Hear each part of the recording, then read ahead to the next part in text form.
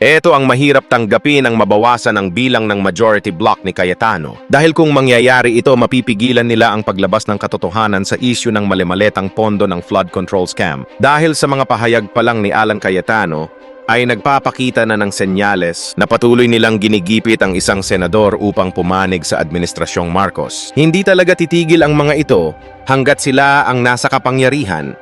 Patuloy nilang pipigilan ang kasong ito at sila ang masusunod na nagpapakita ng dahilan na ayaw nilang malaman ng taong bayan ang katotohanan. Eto, panoorin nyo. At right before this broadcast, I'd like to send out my love to the whole Villanueva family. Nag-heart-to-heart kami ni Brother Joel. And even if I know the cost, it's not something you can feel unless ikaw talaga. So for example, may mga anak-anakan ako, pero siya real yung nararamdaman ng anak. May asawa ko, pero iba yung nararamdaman ng asawa ko sa pinagdaanan nilang mag-asawa, di ba? So it's different for every single person. For Senator Cheese, for Senator Jinggoy. Senator Jinggoy, nandun ako in the room nung kinukuha siya, and no one can say that we understand how his wife felt.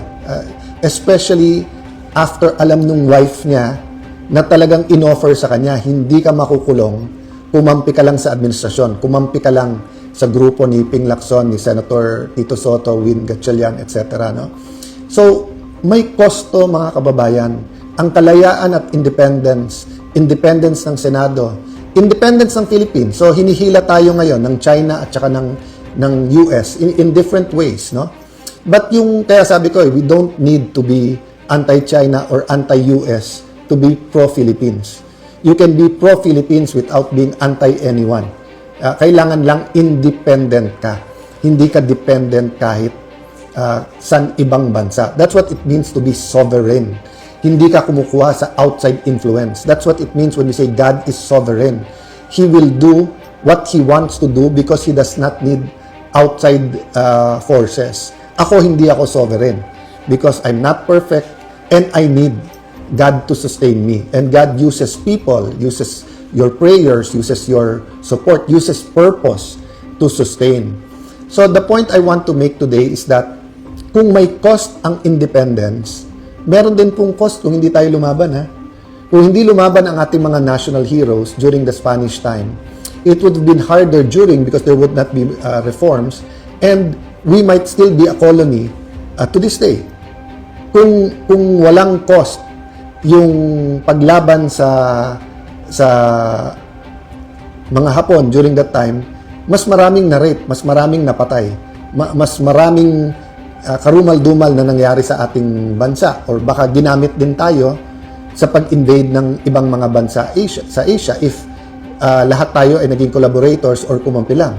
Ganun din sa US, kung hindi tumayo ang maraming mga Pilipino para sabihin, big brother ka namin, Uncle Sam, but you're not the owner of me, or di ba famously sinabi ng ating dating Pangulo na he'd rather have a country run like hell by Filipinos rather than a country run by foreigners. And unfortunately, nagkatotoo na kahit Pilipino ang humawak sa Pilipinas, in many aspects, it's run like hell in terms of corruption, idolatry, immorality, small things that seem small, like the Pogo, e-sabong, nawala yon, nilabanan natin, pero nandyan pa yung online gaming. It changed public policy kasi nagkalagayan dyan or nagka-lobby money dyan. So, lahat ng bagay po may cost. So, pinag-usapan nga namin ni Joel na parang kung alam lang nung lahat, yung mga nagsasabing you just want power, no? So, alam nyo sa pinagdadaanan sa maraming lumalaban ngayon, not only for Senate independence, but para lumabas ang totoo sa flood control, lumalaban sa administrasyon, paradise na po yung konting katahimikan, no? But the question is the cost worth it? Nabanggit ko na po kanina yung sinabi ni Senator Benigno Aquino that the Filipino is worth fighting for. So that's why now and then po, wag ma-offend yung iba. Gamitin ko talaga yung laban kasi we have to continue fighting. Laban lang po. It's worth the fight. We have to continue fighting, no? Once, we're a product of hope. Kailangan ng pag-asa. Ang lahat kailangan ng pag-asa. It's the end pag wala ka ng pag-asa. And to many, during the 70s, 80s, yung senyas ng kalanganan, ibig sabihin may lumalaban pa. So, even yung daily na laban namin sa Senate na parang isa-isa lumalabas na yung totoo, na yun, sila pala ang nagpapasok sa NBI, sila Senate President Soto, coordinated pala yun. Yung Wednesday, May 30 na sinisisi sa amin ay yung pala ay alam din nila nung iba na nandyan sa labas, armado, tapos imbestigahan, wag imbestigahan. Hanggang ngayon, hindi inimbestigahan.